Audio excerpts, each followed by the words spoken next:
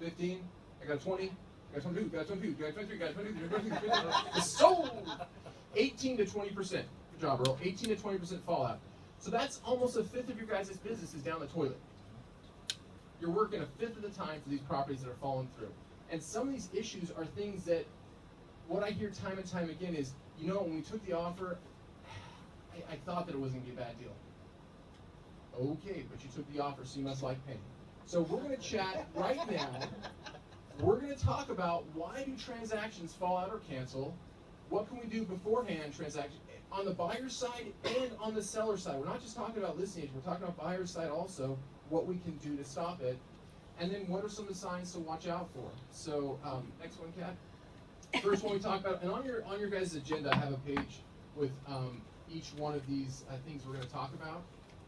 And so first one, repair issues. Is this a reason that some people cancel out repair issues or request repairs? Why is that? It's obvious, but why is that? Why is it that people cancel out on that? Dini, what was that? Expectations. Expectations. A buyer expects the house to be in better condition than it is. Good job. What else? George. I think that an underlying reason for a lot of these fallout reasons is buyer remorse. And I think that sometimes they come out in the form of repairs, but what's really going on is we have buyer remorse because the buyers are tired and after they get an escrow, they start to worry that they paid too much, they didn't get as much house as they wanted, all this sort of thing. So buyer remorse is underlying. I think that's a big one. Everything we're going to talk about is going to go back to that buyer remorse, because one of the things is, one of the underlying issues what George said was buyer remorse was repair issues. Have you guys ever seen a repair issue where it comes back saying, you know, the upstairs bathroom is clogged, and the buyer's like, forget that. You're not going to be $10,000 to fix that bathroom. I'm walking. I'm out of here. I'm serious. I'm not going to buy this house with a clogged toilet. I'm not heathen. So you get these repair issues, which aren't that big. Does anyone ever had a listing? Let's not talk about new home sales, but you're the listing agent, and a buyer does a home inspection, and nothing shows up in a home inspection. It's just a blank. I was the buyer's agent. You were the buyer's agent, and the inspection came back nothing on there. Yeah. Catherine's going to get a gold star later. I thought nobody raised their hand, but I've never seen that. Most of them come back 25, 35, 75 pages long inspection report. Okay? And sometimes one of the things that, let's talk about what we can do to kind of offset that. If we're representing the buyer, do you think that we might need to have a conversation with them beforehand about this? And explain to them what exactly to expect from the request for repairs. But also, one of the things is in Northern California, has anyone ever sold real estate in Northern California before? One of the things they do, sorry, I put my hand down, I've never done that, but I've heard. And one of the things that a lot of listings up there do is they get a home inspection report before they list the property. Why might that be a good idea to have a home inspection report before? Yeah, Patty. Because you can let the potential buyer know that you've already had a report and you've repaired the things that need to be repaired, and so they don't have to spend money on another report. Yeah, so you can sit there, Patty was saying that you can let the buyer know, we've done a report, here's our report that we've done. But also, when you're pricing a house with a fallen apart foundation and a cracked roof, is that going to be priced differently than a house that doesn't need those things?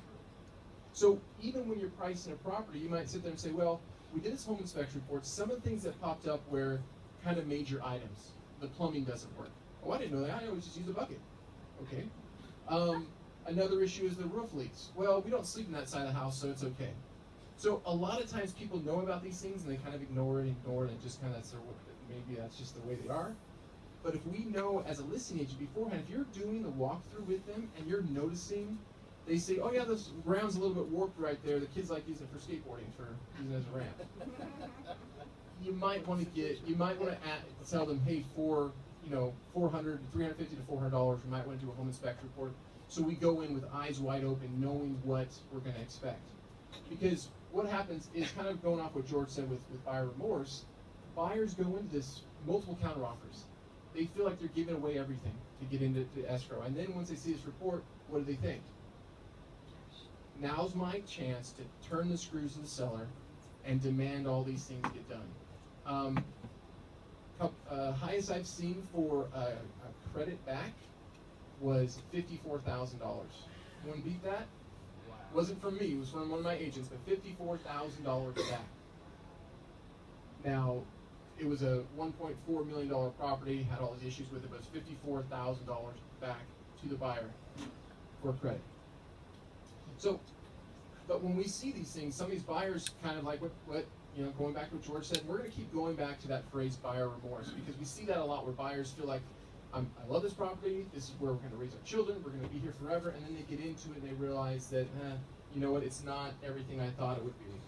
And I asked a couple of you guys, before we start getting into this, I sent that email out last week, and it always kind of surprises me with the responses I get back. I sent this out to you guys, but also talked with a couple of escrow officers about some of the reasons they've had fallout rates. Here are some of my top 5 that I thought were interesting. One canceled because the buyer said there was too much street noise after their 7th time visiting the property. 7 times visiting the property, they finally realized, that street noise? Oh, Damn. I thought it was a river. They're the street noise. Yeah, they're the street noise. Number 2, another canceled because the seller decided not to sell anymore. Had that. And the worst thing is, a week before closing, the seller says, you know what, I really don't want to sell my house. I want to cancel this out.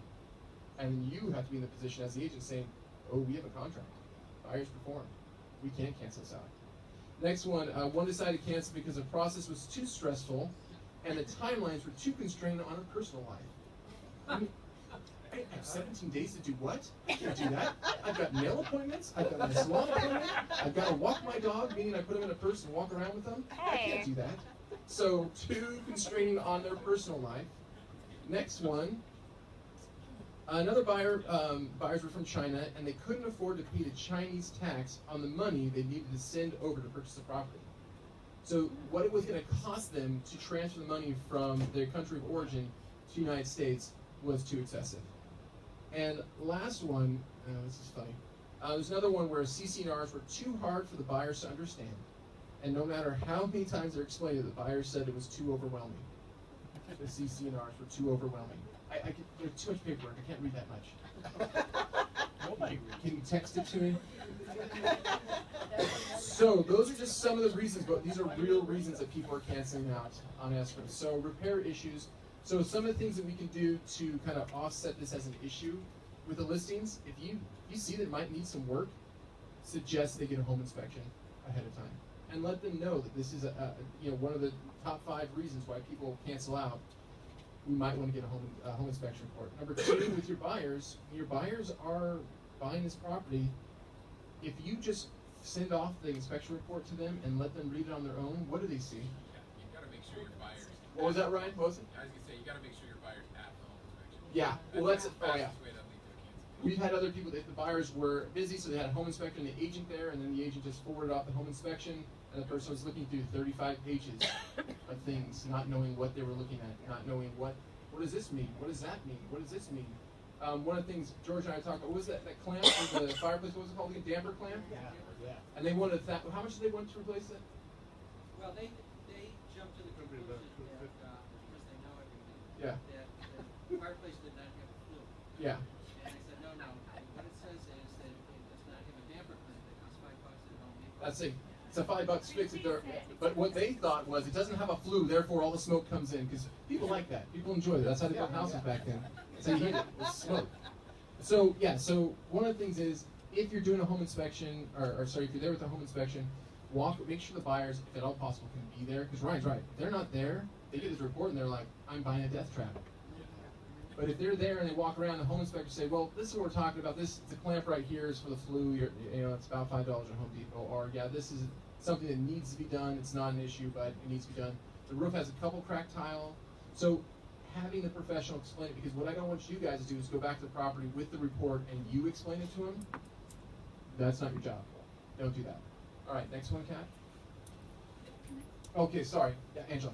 I think that it's very important when you're writing the offer with the buyer to let them know that standard contract calls for the property to convey in as-is condition. The seller is not obligated to do anything. Well, and that's a great point. If you guys look, what Angela's saying is that the property conveys as-is condition. In bold letters on the contract, property sold in as-is present condition. The seller has no obligation to do any work on there. The buyer can ask for it, but the seller has no obligation. I think you're right, Angela, talking to saying, well, as you're writing the offer, it's as is condition, and maybe even underlining or highlighting that section of the contract so you can explain that to them that is as is. The seller, might do some work, but they're in no under obligation to do all the work. Okay, so that's a good point. Thanks. Hold on, Kathy's got something. Yeah, Kathy. When they have to change the contract, so they have 17 days, I thought the buyer was agents, we try to do it, so you get 17 days to get out. That's, you shouldn't phrase it like that way, because Yeah, so what Kathy's saying is in the contract it has 17 days for this contingency, and sometimes as agents we sit there and say, you have 17 days to get out. That's called a self-fulfilling prophecy.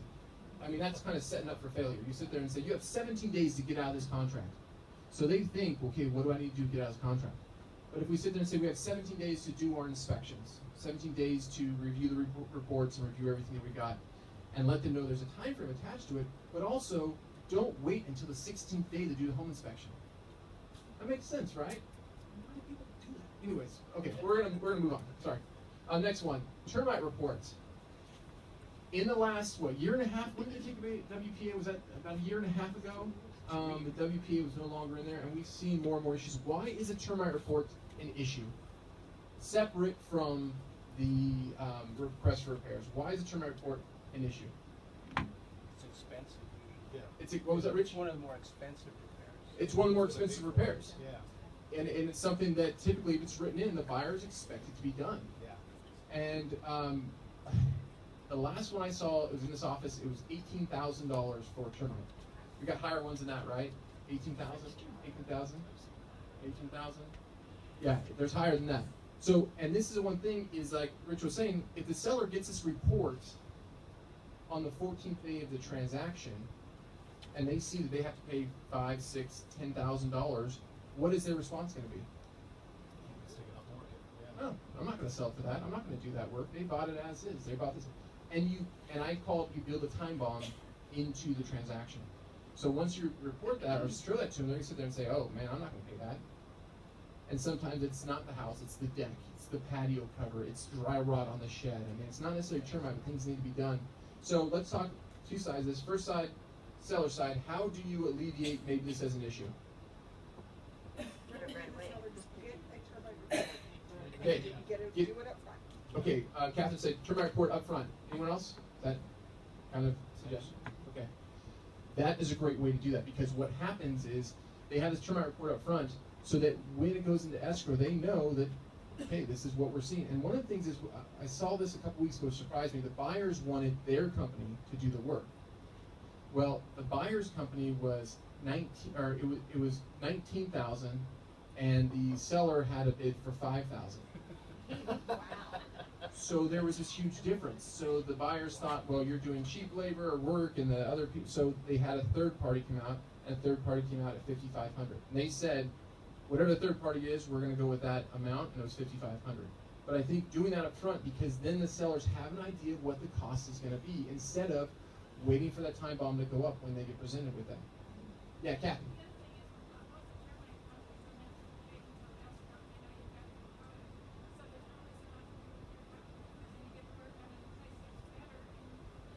So what Kathy's saying is most of these companies will get paid through escrow. So if they go out there and do the report and you have it on file, and the reports are typically good for about 30. Now, Jim, how recent do you want a termite report? 90 days. And they get paid out of escrow. And that's the thing. But also, you might want to, just so you go into the escrow knowing that, okay, there's a lot of work to be done, and the seller might sit there and say, we know there's a lot of work to be done, we're going to price it accordingly, or we're just not going to do the work. And this can also be a disclosure, this can be a supplement to the MLS. Here's a termite report. Write your offer accordingly.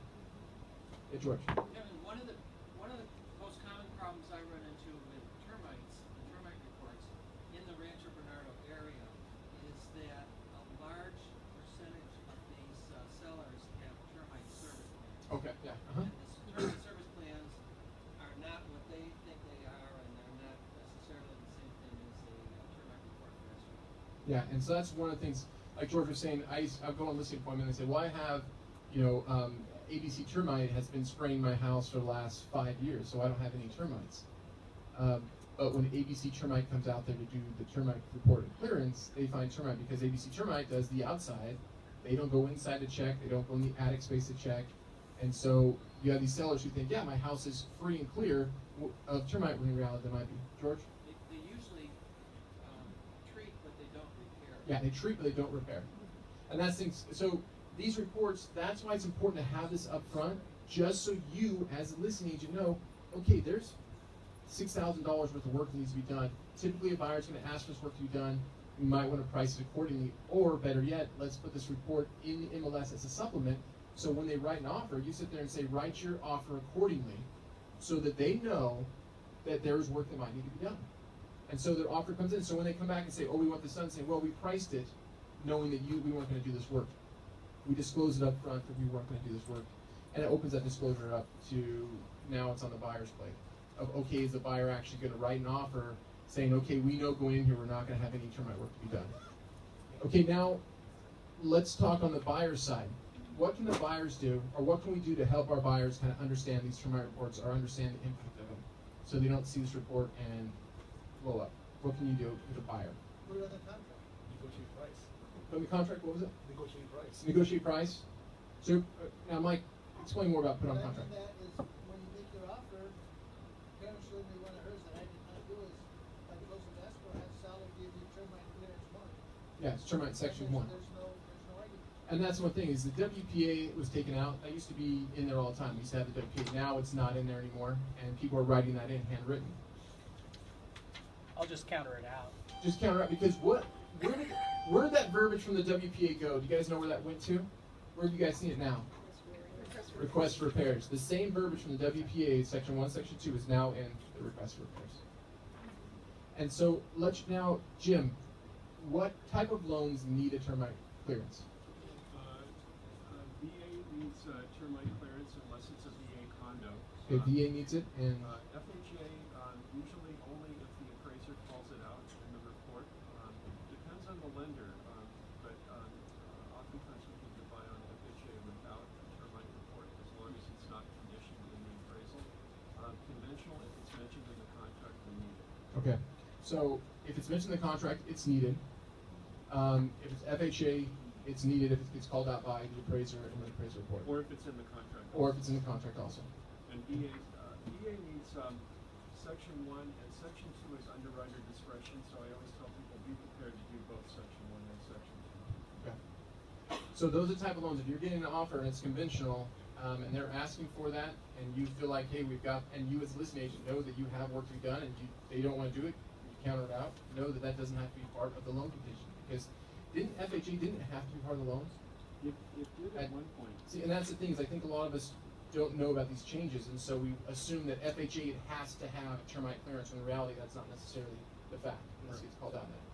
So, any other things on termite report? Yeah, Rich. Yeah, which is why I don't always want to do a termite report up front, because I've had transactions where they haven't asked for termite, and when you do that up front, just like the physical inspection you're talking about, you're just presenting risk to your client that they should have a choice on. So I can say I've never recommended a physical inspection before I take a listing, because I've never done that. If there's some big problems, then maybe a special report for that specific thing. Like if you think you have a foundation like a roof issue problem, or a foundation or a roof issue, or AC issue.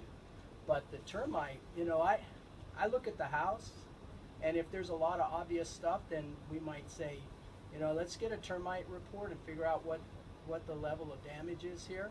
But if it's a reasonably looking house, and I just advise them that they may want to do a termite report, and they may want you to take care of it, and we'll just cross that bridge when we get to it. Because is that one of the things, let's come back to that this termite report, you might want to let them know that this could come up later on, but crossing that bridge when we come to it, the issue with that is you don't know what that bridge is when you're crossing it.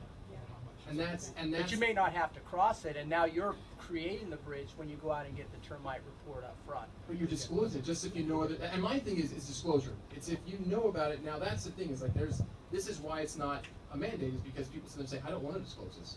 I don't want this work to come up. I don't want them to know about this. It's not a disclosure issue. I mean, it's not like you have termites. you don't know if you have termites, And that's, I don't know. My thing is, I understand exactly where you're coming from. This is why WP was actually taken out of there because of that issue right there. Because people say, well, I don't want them to know. I don't need them to disclose that.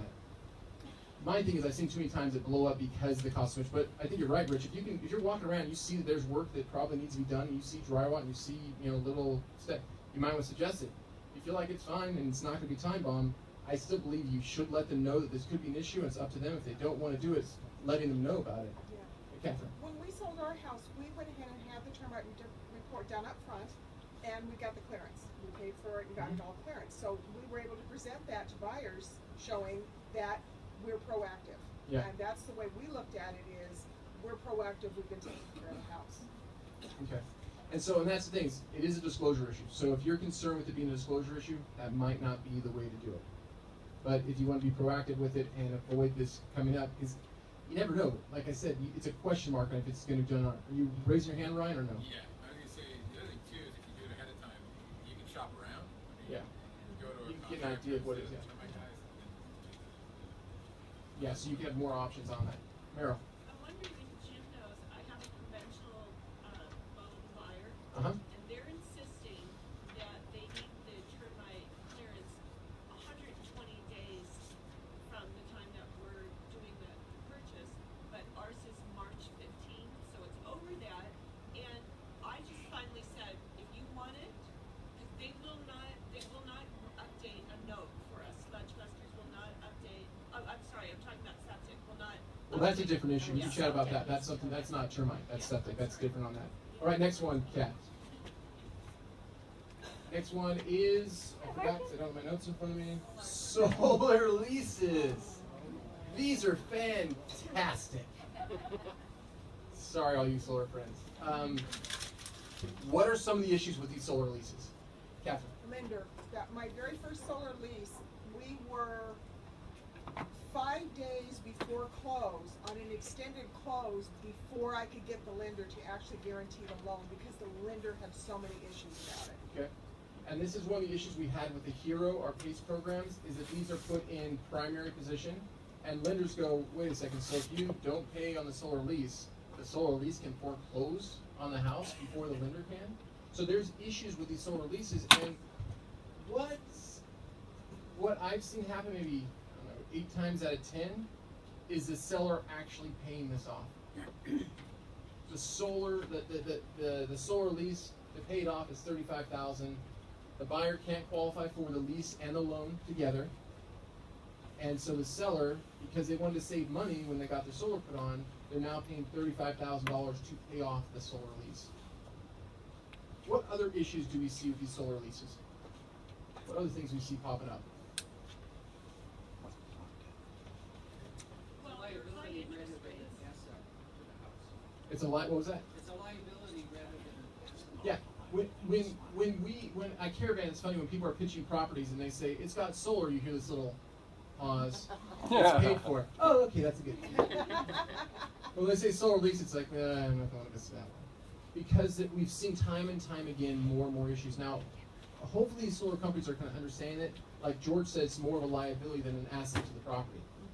Because yeah, you've got, you're controlling your energy cost, you're paying less in energy cost, but you also have a lease that is attached to the property that your buyer might not necessarily want. So you might, when you're okay, so let's talk about how we avoid this. When you're at the listing appointment and you see solar, what should be your question? Leased or owned. Is it owned or leased? And they say, oh, I leased it. You should request that lease. Get a copy of the lease. Because one of the things is we see that lease, people say, oh yeah, I've got that lease, and they don't have it or they can't find it, and 2 or 3 weeks into escrow they finally find it and they give it back, and the buyers, there's issues with it. So if it's a lease, have that with you. Make sure and request a copy from them. Yeah, George. That's actually in the latest version of the. Yeah, it is. Let's say in the RPA, they changed it around. It's on the second, no, on the listing agreement Oh, sorry. itself, on the second page or something, where it asks you if you have, if any of the following items are leased or liened on the property, and there are about 4 or 5. And you know why they did that? It's because people weren't asking that question. Is your water softener leased or owned? Is your security system? security system leased or owned? Is your, what's your rate for this? What are you paying for this? Because, like George was saying, listing agents weren't asking us questions, and then the property went on the market, and they got offers, and then they were dealing with this issue. Okay, so you are showing a property to a buyer. They love the house. You ask the question, is it solar owned or leased? And the listing agent says, oh, it's leased. What do you do? I mean, how do you let your clients know about that? What do you do to be proactive so this doesn't blow up in your face? What can you do? I demand a copy of the lease immediately to review, because I've seen some leases that are just, the amount of the lease payment is just astronomical. I mean, really and truly. Or with the interest rate of 15% for the lease, and it may be something that works for that particular family, the seller's family, but my buyer's family is smaller, or don't use things as much, and so it's gonna be prohibitively expensive for them. Well, it's the thing is, you go from a family, like my family of 7, we use a lot of electricity. The SDG&E keeps telling me that. Your neighbors aren't using so much. My neighbors. And borrow some of my kids, and I hope they do that on. But that's the thing, is like, but if I was to sell my property and had a solar lease on it, and I leased 40 solar panels, and the people that move in next are just a couple of 2, and they only need 1.5 because, they're never home, then that's, okay, Kathy, and then we'll go back to that. About a year ago, I had a client who was thinking of putting some kind of solar on, and they gave me the whole contract, and I gave it to Pamela, I guess, because she had talked about it at a meeting. She has for like, I think you all know Pam, she's pretty sharp, she's pretty legalistic. And she read through it, and she says, these are driving us crazy, because some of them don't say lease, but they really are. Yeah. So there's another trick to them where people kind of think they don't have a lease on their, Well, they don't. it won't affect the property in any way, and then it actually. And that's one thing, is sometimes you're not leasing the panels, you're leasing the energy. Oh, you're not leasing the panel, you're just leasing the energy that it creates. So the panels are still owned by somebody else, but they're using your rooftop to create energy that you're paying back. Fun concept. True. Also, in a lease that a client of mine had, the buyer had to qualify with the leasing company. Yeah. And that's the thing, is qualification, kind of what Catherine was saying, is that my buyer qualifies for this loan. They qualify for an FHA loan, but for 600 or 620 FICO score, but the FICO score to qualify for the lease is 700. So they can qualify for the home, but the leasing company for the solar says, no, you can't use our solar because you don't have good enough credit. Yeah, talk. But that's correct, but it's also incorrect. You just have to pay like $220. To have what? So if your credit score is, if you need a 680 credit score or better, you're at 620. I just did one with Solar City, and they said if you're not 680 or above, if you're 680 or above, it's free. If 680 or below, then you have to pay Just a one-time fee? $20 transfer. Okay, I wasn't aware of that. So Todd's saying that if you're not at that interest or at that FICO score, you pay $220 one-time fee, not a month. It's just a one-time fee. One-time fee, and then they'll sit there and say, okay, now we'll lease it to you. That's good information to know. Because I know it wasn't always like that. Yeah, George. That might be a better question for the lender to answer than Solar City to answer. Yeah, and that might be something that you want to have. The reason you want to have a copy of this lease is so you can give it to Jim and have, hey Jim, look through this, because now these people are taking on this extra risk, this extra stuff. Yeah, Todd. Or you just call the solar company, which I did, and the guy explained everything to me right there. And were they good about explaining? Because I know for a while there they wouldn't talk with buyers agents. Once I got the listing, the guy actually contacted me, and I was the real estate Liaison or whatever. for the solar, so he was great. Okay. He basically explained everything to me that, they need to have a 680 credit score or better, or if not, then they have to pay $220. And I think that's key to it right there, is if you get a listing and there's a lease on it, call up the company. I wonder if a lot more of them have these kind of real estate liaisons that say, yeah, we field calls from our real estate community to answer these calls so that you can present that in a better light. And my seller called, and the guy contacted me, I knew that. Okay, cool. Well, maybe there's a lot more of the solar companies that are doing that, where they have more of a liaison with that. Yeah, Paul. Maintenance agreements are sometimes lien, Yeah. so that can be separate from the solar lease. For the maintaining of it. Yes. Okay. Rich, I was you just going to say, Hero also has real estate liaison. Yeah, as I say, I've got a name for, if the HERO program or the PACE program, I've got a name if you have something you're listing with the HERO or PACE loan on it. I've got a guy that's kind of, it's not a liaison, but it's kind of a real estate liaison. Someone you call in to ask, hey, I'm taking this listing, what are some of the things that I should watch out for? What's some of the things that I should be careful about? But that's you as a listing agent being proactive on that. Okay, that's not a matter of, I need a copy of the lease and you stick it in the file. You're going to need to do some calls, because the fact is, the more information you can have to share with the buyer's agent, the better is that they're going to be off understanding where you're going in that process. Okay? best Catherine. one was when I went to an open house with my clients, and there was solar, and I asked and it was the listing agent, and I asked her, is it owned or leased, and she didn't know. Well, and that's That's scary. that's You said, we'll see it. That's bad. They don't look in our office, right? So that's one of the issues is that you go and, or better yet, I went on Caravan once and I was walking around, I'm like, oh, I see he's got solar, and the agent who's holding it open in Caravan, she's like, oh, I didn't know that. Didn't know the house had solar. Okay, next one. All right, appraisals. Appraisals. Issues, real quick with appraisals. What's happening with this? Why are these killing deals?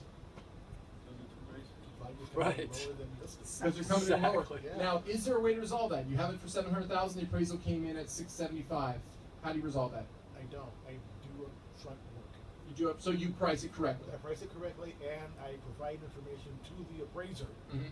Obviously, hands off. Yeah, but letting them know about what's comparables. happening. Exactly. Where that price Previous came from. properties that sold in the area, a listing of the information before it was sold the first time, those kinds of things. And also on that, as a buyer's agent, being proactive, and if you are running comparables for this property, you notice, well, I see it at $675,000. I don't see it at $700,000. Letting your buyer know that, or calling up the agent saying, I'm trying to run some comps on this. We want to write a strong offer that's going to appraise. And can you send me the comps that you had to justify $700,000? Yeah. Because a lot of time, what the response is from the listing agent is, oh, that's what the seller wanted to sell it for. Yeah. Okay. That's not what the appraiser wants to appraise it for. George and then Catherine. If you're the listing agent, you should always have an appraisal package and meet with the appraiser. Yeah. And that's the thing. And now on that, there's been some where appraisers, I used to where I had, oh, here's some comparables and some features about the property, and it's like it had the plague, and the appraiser, I'm not allowed to touch that. But showing them comps, saying, here's some comps in case you're, in case you don't have access, or in case you're wondering. Because one of the things that always surprises me is some of the appraisers that come from out of area. 714s, the 818 phone numbers, 951, that are coming out of area to appraise properties, and they're using to appraise a property in the trails, they're using Westwood comps. Or they're using 4S comps to appraise a property in Westwood. So there's just differences in that. So one of the things is just being knowledgeable and not just writing an offer just to get it accepted, but writing it saying, we can write this offer, but I don't know if it's going to appraise. I don't have any strong comparables to justify writing an offer for that. And letting the buyers know that if it doesn't appraise, it could be an issue. If the sellers aren't willing to meet us halfway or come down, it could blow up the deal. And then you've already spent the $450 on the appraisal and the $450 on the home inspection. Catherine. There's a big issue right now in one of the neighborhoods over in Penasquitos. The homes are selling for far immediate sales prices are $100,000 to $200,000 more than the comps, and so they're only taking cash offers now. At this point, it's really gotten ugly. And that's how a market gets driven up. Is cash offers come in saying, oh, it's only worth X amount, we'll pay more, and that causes the market to go up.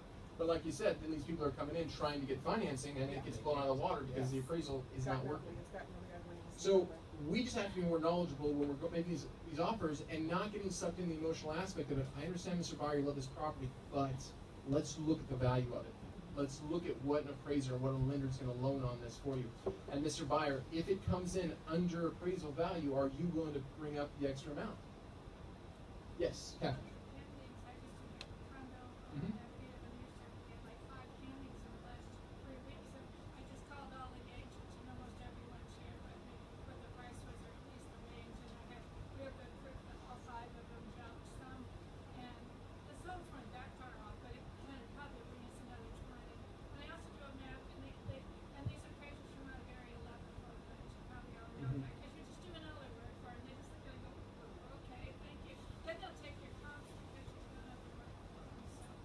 Right. Well, so there's just a little bit more work that you might need to do, especially on the buyer's side of this, just to make sure that your buyers are making a good offer. Because that's the worst thing is you get down to it. And what I've heard sometimes is a buyer's agent will tell their buyer, well, if it comes in under, the sellers always come down. The sellers will always reduce their price. Don't worry about it. They want to sell the property. Or on the other side of that, a listing agent telling their seller, if it doesn't appraise, the buyers always come up. Let's not have that conversation. Just let them know that appraisals are there to justify the value of the property. Okay, we're running super late, so last one, we talked about this with Jim, but this is financial issues. Your handout's going to explain a lot of these, but one of the things is, I'm just going to talk about one of them, or maybe two of them real quick. Have them cross-qualify with a lender. Have them give Jim a call and cross-qualify. Why do you, as a listing agent, want them to be cross-qualified? What was that, Anwar? Make sure that they're capable of getting the loan. Make sure they're capable of doing it, because their lender, I've had calls where I've called up the lender and said, I have buyers here looking at buying my property on 123 Maple Street, Mr. and Mrs. Smith, and the lender's like, oh, I don't know who they are. Like, well, I got a letter signed by, oh, I sign like 50 of those a day. Oh, okay. So I called the agent and said, hey, I talked to your lender, and he doesn't know anything about it. Well, they're qualified. I promise you they're qualified. I trust everybody, right? No.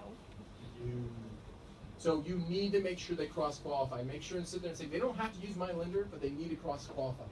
Now, on the buyer's side of this, make sure the buyers aren't just, if the buyer says, I want to use this lender, and you contact the lender as their agent, and the lender doesn't respond, doesn't pick up the phone, doesn't have the correct information, you might want to suggest, let me have you talk with a lender that I trust and know. Okay, and we're not going to spend any more time on this because, like I said, we're running out of time, but look at your list. Jim had really great, 5 things on there? Yep.